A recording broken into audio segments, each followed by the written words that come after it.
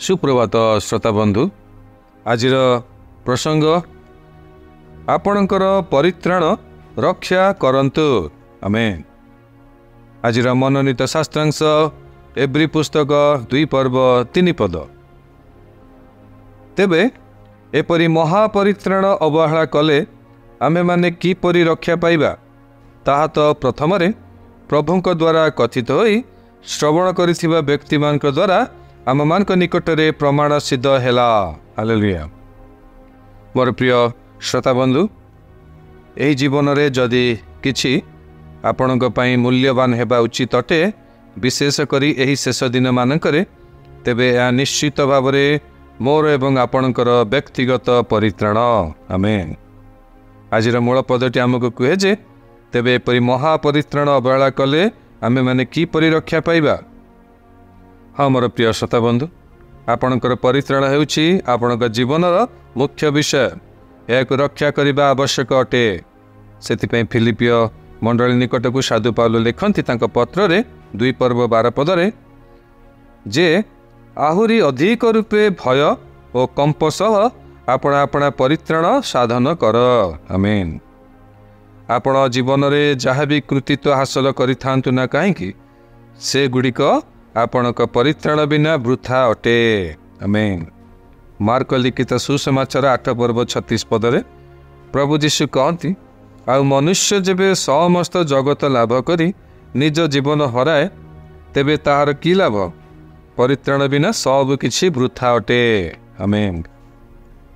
मोर प्रिय श्रोता बंधु, आपण ख्रीष्टंक ठारे रुहंतु, ताहांक वाक्य रे रुहंतु एवं एई जगत रे ताहांकर प्रेम और धार्मिकता को प्रकाश करंतु। आमेन।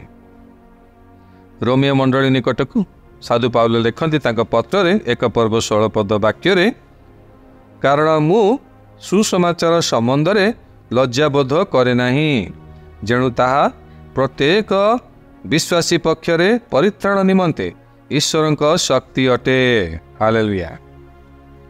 जेतेबेले आपण प्रकृति रे बुझी परिबे जे परित्राण कौन, आपण एहाकु केवल निज जीवन सहित सुरक्षा देबे नहीं, बरं एहाकु अन्यमानक सह बांटिबाक मध्य आग्रही हेबे। आमेन।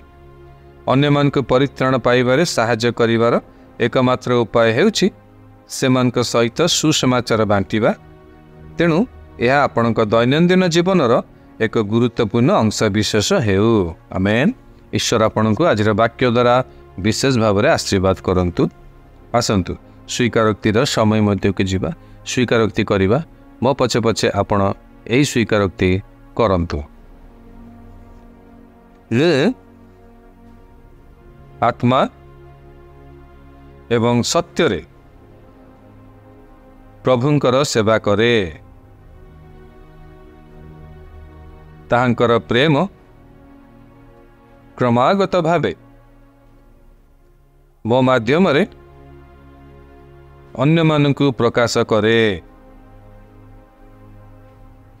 मोठारे घृणा, तिक्तता, ईर्षा किंबा गर्व पाई कौनसी स्थान नहीं। मो हृदय रे ईश्वरंकर प्रेम अन्य मानक पाई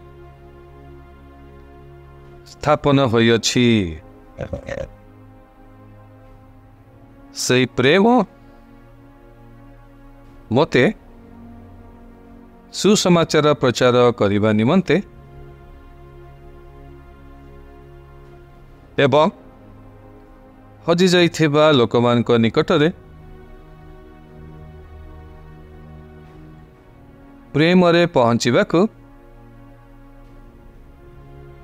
ओ सेमानंकु अंधकाररु ख्रीष्टंक आलोक निकटकू आनिबाकू साहाय्य करे।